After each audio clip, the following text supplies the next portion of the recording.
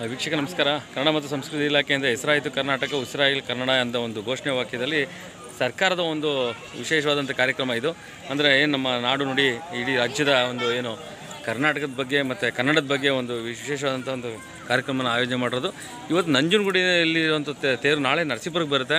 ತಾವೇನು ನೋಡ್ತಾ ಇದ್ದೀರೋ ಇವತ್ತು ರಾಜ್ಯ ಸರ್ಕಾರ ಮಾಡಿರುವಂಥದ್ದು ಸಿದ್ದರಾಮಯ್ಯ ನೇತೃತ್ವ ಡಿ ಕೆ ಶಿವಕುಮಾರ್ ಅವರು ಹಾಗೆಯೇ ತಂಗಡಿಯವರು ಕೂಡ ಮಾಡಿರೋದು ವಿಶೇಷವಾಗಿ ನೋಡ್ಬೋದು. ಇಲ್ಲಿ ಏನು ನೋಡ್ತಾ ಇದ್ದಾರೆ ಈ ತೇರು ಇಡೀ ರಾಜ್ಯದಲ್ಲಿ ಇದು ಪ್ರವಾಸ ಮಾಡುತ್ತೆ. ವಿಶೇಷವಾಗಿ ಮಾಡಿರೋಂಥ ಒಂದು ಕನ್ನಡದ ಬಗ್ಗೆ ಒಂದು ಏನು ನೆಲ ನಡೆ ನುಡಿ ಜಲ ಅಂತ ಏನು ನಾವು ಹೇಳ್ತೀವಿ, ಆ ವಿಶೇಷವಾದಂಥ ಕನ್ನಡಾಂಬೆಯ ಪ್ರತಿಮೆ ಇರುತ್ತೆ. ಕನ್ನಡ ಸಂಬಂಧಪಟ್ಟಂಥ ಕೆಲವೊಂದು ಘೋಷವಾಕ್ಯಗಳಿರುತ್ತೆ, ಹಾಡುಗಳು ಹಾಕ್ಕೊಂಡು ಇಡೀ ರಾಜ್ಯದಲ್ಲಿ ಪ್ರವಾಸ ಮಾಡುತ್ತೆ. ಇವತ್ತು ನಂಜನಗೂಡಲ್ಲಿ ಇರುವಂಥದ್ದು, ನಾಳೆ ಬೆಳಗ್ಗೆ ನರಸೀಪುರಕ್ಕೆ ಬರುತ್ತೆ 9 ಗಂಟೆಗೆ. ವಿಶೇಷವಾಗಿ ಇಲ್ಲೇನು ನೋಡ್ತಾ ಇದ್ದೀವಿ, ಇದು ರಾಜ್ಯ ಪ್ರವಾಸ ಆಗುತ್ತೆ. ಈ ತೇರಿದೆ ಕನ್ನಡಾಂಬೆ ಇರುವಂಥ ಒಂದು ಪ್ರತಿಮೆ ಇರುವಂಥ ತೇರು ನಾಳೆ ನರಸೀಪುರಕ್ಕೆ ಬಂದು ಮತ್ತೆ ಈ ರೀತಿ ಎಲ್ಲ ಕಡೆನೇ ಸಂಚಾರ ಮಾಡಿ ಇದು ಪ್ರತಿ ಒಂದು ಗ್ರಾಮಗಳಿಗೂ ಹೋಗುವಂಥದ್ದು ಮತ್ತು ತಾಲೂಕುಗಳಿಗೂ ಹೋಗುವಂಥದ್ದು. ಹಾಗೆಯೇ ರಾಜ್ಯದ ಎಲ್ಲ ಮೂಲೆಗೂ ಜಿಲ್ಲೆಗಳಿಗೂ ಹೋಗುವಂಥ ತೇರನ್ನ ರೆಡಿ ಮಾಡಿರೋದು ಸರ್ಕಾರದ ಒಂದು ನಿಯಮದಂತೆ ಇವತ್ತು ಮಾಡಿರೋದು ನಾವು ನೋಡ್ತಾ ಇದ್ದೀವಿ.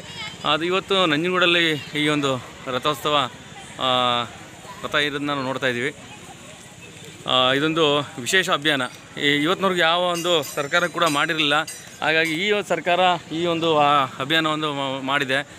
ಕನ್ನಡಾಂಬೆನೆ ಅಂದರೆ ಇಡೀ ರಾಜ್ಯದಲ್ಲಿ ಏನು ಇವತ್ತು ಈ ಒಂದು ರಥ ಹೊರಡುತ್ತೆ, ಅದು ರಾಷ್ಟ್ರವ್ಯಾಪಿ ಹೆಸರು ಕೂಡ ಮಾಡೋದು ಖಂಡಿತವಾಗಿ ನಾವು ನೋಡ್ಬೋದು.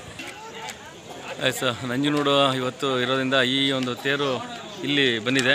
ಎಷ್ಟೋ ಜನಕ್ಕೆ ಇದು ಗೊತ್ತಿಲ್ಲ, ಇದೇನು ತೇರು, ಇದು ಯಾಕೆ ಇದನ್ನು ಇಲ್ಲಿ ಇಟ್ಟಿದ್ದಾರೆ, ಮತ್ತು ಇದ್ರದ್ದು ವಿಶೇಷತೆ ಕೂಡ ಏನು ಗೊತ್ತಿಲ್ಲ. ಮತ್ತು ಇಲ್ಲಿ ಒಂದು ಘೋಷವಾಕ್ಯನೂ ಕೂಡ ಹಾಕಬೇಕು. ಮತ್ತು ಇದಕ್ಕೆ ನೋಡ್ಕೊಳ್ಳುವಂಥ ಪೊಲೀಸ್ ಇಲಾಖೆ ಕೂಡ ಭದ್ರತೆಗಾಗಿ ಇರುತ್ತೆ, ಅವರು ಕೂಡ ಇಲ್ಲಿದ್ದಾರೆ. ನಾಳೆ ಬೆಳಗ್ಗೆ 9 ಗಂಟೆಗೆ ನರಸೀಪುರದಲ್ಲಿರುತ್ತೆ.